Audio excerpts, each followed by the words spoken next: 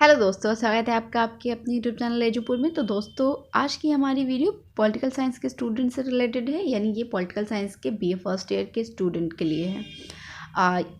आज की जो वीडियो में क्वेश्चन आंसर मैं बताने वाली हूँ वो आपकी जीएस से रिलेटेड भी हैं, यानी करंट अफेयर से रिलेटेड भी हैं। तो वीडियो अच्छी लगे तो लाइक कर दीजिएगा, अपने दोस्तों के साथ भी शेयर कर दीजिएगा। चलिए वीडियो स्टार्ट करते हैं। आज का हमारा वीडियो का टॉपिक है संघीय सरकार राष्ट्रपति। तो ये पॉलिटिकल साइंस के जो स्टूडेंट्स हैं उनके सिलेबस का टॉपिक है राष्ट्रपति। तो इनसे रिलेटेड मैं क्वेश्चन आंसर लेकर आई हूँ। पहला क्वेश्चन है, भारत का प्रथम नागरिक कहलाता है प्रधानमंत्री, राज्यपाल, मुख्यमंत्री या राष्ट्रपति? तो भारत का प्रथम नागरिक कौन कहलाता है? राष्ट्रपति। राष्ट्रपति को ही भारतवर्ष का प्रथम नागरिक कहा जाता है। सेकेंड है, राष्ट्रपति का निर्वाचन मुख्यतः कितनी विधियों पर द्वारा होता है? 1, 2, 3 या 4? यानी जो राष्ट्रपति की नियुक्ति की जाती है कि कौन हमारे भारतवर्ष का राष्ट्रपति बनेगा, इनके लिए 3 स्तर रखे जाते हैं। तो इन तीनों स्तर से गुजर कर ही जो मतलब कि क्वालिफाई होते हैं, जो वोट आउट होते हैं, मतलब जिनको सबसे ज़्यादा वोट्स मिलते हैं, उन मतलब वही मुख्यतः निर्वाचित होते हैं राष्ट्रपति के लिए। समस्त कार्यपालिका की शक्तियां वैधानिक रूप से निहित होती है प्रधानमंत्री में, राज्यपाल में, राष्ट्रपति में या कोई नहीं? तो राष्ट्रपति अब जब भारत का प्रथम नागरिक है तो कार्यपालिका की जितनी भी शक्तियां हैं ना वैधानिक रूप से, वो राष्ट्रपति के हाथों में ही होती है। राष्ट्रपति के अधिकारों व शक्तियों को कितने भागों में विभाजित किया जा सकता है? 3, 2, 4 या 5? तो इसका सही उत्तर है 2। राष्ट्रपति की अधिकार और शक्ति 2 भागों में विभाजित किया जा सकता है।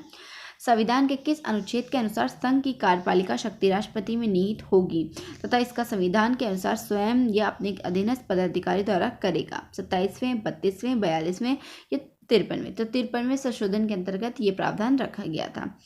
नेक्स्ट है, राष्ट्रपति की शक्तियों में सर्वाधिक महत्वपूर्ण शक्तियां हैं आपातकालीन शक्तियां, सैन्य शक्तियां, केवल ब या इनमें से कोई नहीं? तो इसका सही उत्तर है आपातकालीन शक्ति, यानी जो बाढ़ आ गई है, सूखा पड़ गया या बहुत ज़्यादा बारिश हो रही है, तो जो इन सिचुएशंस में जो हाई अलर्ट जारी किया जाता है या फिर जो भी डिसीजन लिए जाते हैं, इन सब की शक्तियाँ इमरजेंसी शक्तियाँ जो होती है वो राष्ट्रपति के हाथों में होती हैं।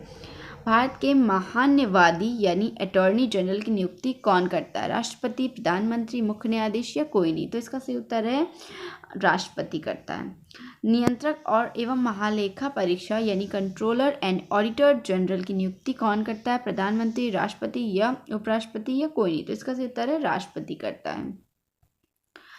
नेक्स्ट है, उच्च न्यायालय के न्यायाधीशों की नियुक्ति कौन करता है? राष्ट्रपति, उपराष्ट्रपति, राज्यपाल या प्रधानमंत्री? तो राष्ट्रपति के द्वारा ही सुप्रीम कोर्ट के जो जज होते हैं, हाई कोर्ट के जो जज होते हैं, उन्हें राष्ट्रपति के द्वारा ही नियुक्त किया जाता है। नेक्स्ट है, लोक सेवा आयोग के अध्यक्ष तथा सदस्यों की नियुक्ति कौन करता है? प्रधानमंत्री, राज्यपाल, राष्ट्रपति या उपराष्ट्रपति? तो इसका सही उत्तर है राष्ट्रपति। लोक सभा के बहुमत प्राप्त दल के नेता को प्रधानमंत्री के रूप में नियुक्त करता है? राष्ट्रपति, प्रधानमंत्री, मुख्यमंत्री या राज्यपाल? तो इसका सही उत्तर है राष्ट्रपति। राज्यों में शासन की भी देखभाल करता है मुख्यमंत्री, राज्यपाल, राष्ट्रपति या न्यायालय? तो राष्ट्रपति राज्यों में जो शासनकाल हो रहा है, किस तरह से हो रहा है, ये सब की देखभाल यानी निगरानी राष्ट्रपति रखते हैं। यदि किसी राज्य में शासन तंत्र विफल हो जाता है तो संबंधित राज्यपाल से रिपोर्ट मंगवाकर कौन वहां आपातकाल की घोषणा करके शासन को अपने नियंत्रण में ले सकता है? तो इसका सही उत्तर है राष्ट्रपति। यानी कहने का तात्पर्य है कि कहीं पे ऐसा है कि किसी राज्य में ऐसा है कि वहाँ की सरकार गिर गई है और अभी कुछ दिनों तक या सालों तक कोई भी सरकार बनने के स्कोप नहीं है, यानी जैसे कि अभी इलेक्शन हुआ है और गवर्नमेंट आई, 6 महीने साल भर के बाद वो गवर्नमेंट गिर गई और अभी इलेक्शन नहीं हो सकता है। तो क्या है कि इस सिचुएशन में जो वहाँ के राज्यपाल होते हैं उनसे रिपोर्ट्स वगैरह लेकर राष्ट्रपति उस एरिया का यानी उस शहर का जो शासन होता है ना, कंट्रोल होता है, वो अपने हाथों में लेते हैं। और जब तक नेक्स्ट इलेक्शन होकर नेक्स्ट मंत्री या फिर मुख्यमंत्री का निर्वाचन नहीं हो जाता, तब तक वहाँ के जो डिसीजंस होते हैं वो राष्ट्रपति ही लेते हैं। नेक्स्ट है, विपत्ति संकट की घोषणा का वर्णन है अनुच्छेद 252 में, अनुच्छेद 292 में, अनुच्छेद 360 में या कोई नहीं? तो इसका सही उत्तर है 360 में। विदेशों के साथ विभिन्न संधि एवं समझौते करने व विदेशी राजदूतों के प्रमाण पत्र स्वीकार करना किसके अधिकार क्षेत्र के अंतर्गत आता है। यानी बाहर के देशों से जो इंटरेक्शन करना है, जो डील्स करना है, संधि का मतलब है कि हमें सुलह समझौता करना है, तो ये सब कार्य कौन करता है, ये राष्ट्रपति के अंडर होता है ये सब कार्य। नेक्स्ट है, निम्न में से कौन विदेशों में अपने राजदूत भेजता है, प्रधानमंत्री, लोकसभा अध्यक्ष, राष्ट्रपति या राज्यपाल। तो इसका सही उत्तर है राष्ट्रपति, क्योंकि देश का प्रथम नागरिक राष्ट्रपति होता है, तो अन्य देशों से इंटरेक्शन करना है या फिर कुछ लेना है, देना है, राजदूत भेजना है, तो ये सब कार्य की शक्तियाँ राष्ट्रपति के हाथ में होती है। नेक्स्ट है, संविधान के अनुसार राष्ट्रपति किसका प्रधान एवं सर्वोच्च सेनापति है, जल सेना का, थल सेना का, वायुसेना का या सभी। तो राष्ट्रपति इन सभी जो मतलब सेनाएं होती हैं इनका सर्वोच्च सेनापति राष्ट्रपति होता है। नेक्स्ट है, राष्ट्रपति नियुक्त करता है वित्त आयोग, राजभाषा समिति, निर्वाचन आयोग या सभी। तो इन सभी समितियों को राष्ट्रपति ही नियुक्त करते हैं। नेक्स्ट है, अनुसूचित क्षेत्रों के प्रशासन के लिए आयोग की नियुक्ति करता है प्रधानमंत्री, राष्ट्रपति, उच्च न्यायालय के मुख्य न्यायाधीश, उपरोक्त में से कोई नहीं। तो इसका सही उत्तर है राष्ट्रपति। मतलब क्षेत्रों के प्रशासन के लिए जो आयोग की नियुक्ति होती है वो सभी राष्ट्रपति ही करते हैं। नेक्स्ट है, पिछड़े वर्गों की दशा सुधारने संबंधी आयोग की नियुक्ति करता है राष्ट्रपति, प्रधानमंत्री, मुख्य न्यायाधीश या कोई नहीं। तो इसका सही उत्तर है राष्ट्रपति।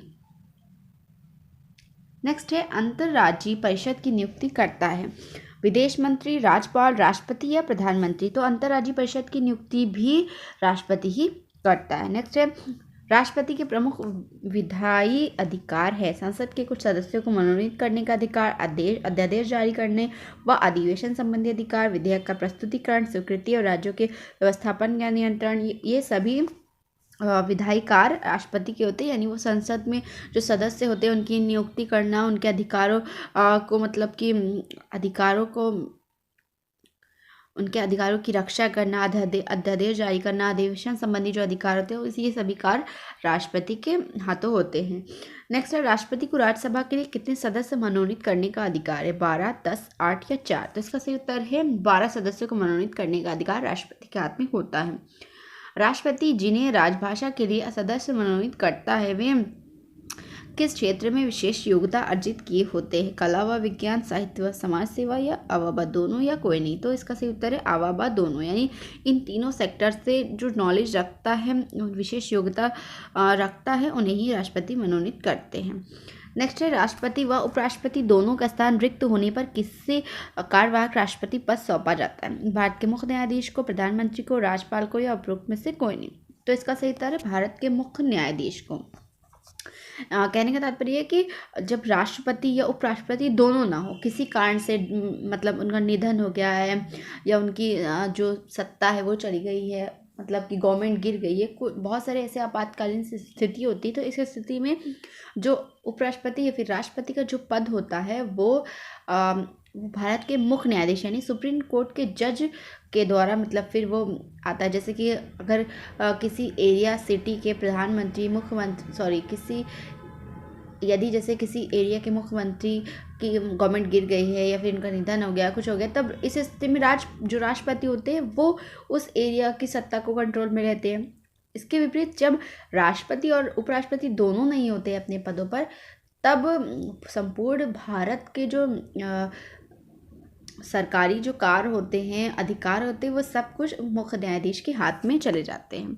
नेक्स्ट है, युद्ध या बाह्य आक्रमण अथवा सशस्त्र विद्रोह के कारण उत्पन्न संकटकालीन अवस्था तथा संकट काल की योजना का उल्लेख किस अनुच्छेद में किया गया है, 360, 356, 352 या 380। तो इसका सही उत्तर है 352 में किया गया है। युद्ध से रिलेटेड जो भी जो फैसले लेने हैं, जो प्रावधान रखा गया है, वो 352 में रखा गया है। नेक्स्ट है, संकटकालीन घोषणा के प्रस्ताव को संसद के द्वारा कितनी बहुमत से पारित होना आवश्यक है, 1:3, 1:4, 2:4 या 3:4। 2:3। इसका सही उत्तर है 2:3। नेक्स्ट है, संकटकालीन घोषणा के प्रस्ताव को संसद के कितनी बहुमत से पारित होना आवश्यक है, 1:3, 1/4, 1/3, 1/4, 2/4 या 2/3। तो इसका सही उत्तर है 2/4 यानी द। तो दोस्तों ये थी हमारी आज की वीडियो। आशा करती हूँ आपको वीडियो पसंद आई होगी। वीडियो अच्छी लगे तो लाइक कर दीजिएगा और चैनल पे नए हैं तो सब्सक्राइब करके बेल आइकन को ज़रूर से प्रेस कीजिएगा, जिससे आपको मेरी अन्य आने वाली वीडियोस की नोटिफिकेशंस भी बराबर मिलती रहे। हमारी वीडियोस रोज़ शाम 5:30 बजे इसी चैनल पे अपलोड हो जाती है, तो याद से वीडियो देख लिया कीजिए, लाइक कर दिया कीजिए, अपनी प्यारे प्यारे कमेंट्स के द्वारा हमें फीडबैक भी दे दिया कीजिए। आप चाहे तो हमें फेसबुक इंस्टाग्राम पर भी फॉलो कर सकते हैं। हमारी आईडी है @edupo27। चलिए मिलते हैं नेक्स्ट वीडियो में, तब तक के लिए अपना खूब ख्याल रखिए। Bye bye.